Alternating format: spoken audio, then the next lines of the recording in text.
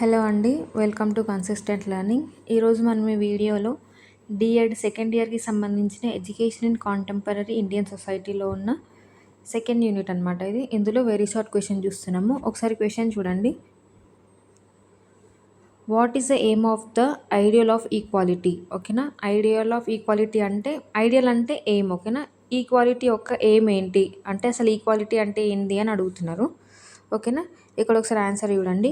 The ideal of equality AIIMS to remove discrimination between citizens. అంటే citizens మధ్యలో ఉన్న discrimination అంటే నువ్వు ఎక్కువ నేను తక్కువ అనే ఒక భావన ఉంటుంది కదా, అది రిమూవ్ చేయడం. ఓకేనా. ఇంకోటి ensure that all citizens are treated equally. అంటే సిటిజన్స్ అందరూ ఈక్వల్గా ట్రీట్ అవ్వాలి, ప్రతి ఒక్కరిని మనం ఈక్వల్గా ట్రీట్ చేయాలి, డిస్క్రిమినేషన్ ఉండొద్దు.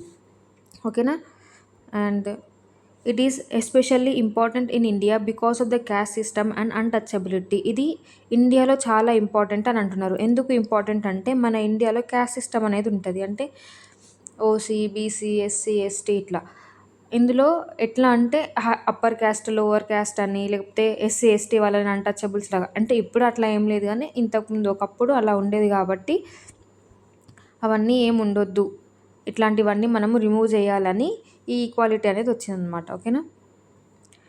It promotes equal status and opportunities for all the people. ప్రతి ఒక్కరికి, వాళ్ళు ఏ క్యాస్ట్ అన్నా సరే, ఏ రిలీజియన్ అన్నా సరే, వాళ్ళకి ప్రతి ఒక్కరికి ఈక్వల్ ఆపర్చునిటీస్ ఉండాలి, ఇంకా ఈక్వల్ స్టేటస్ ఉండాలి ప్రతి ఒక్కరికి అని. ఓకేనా.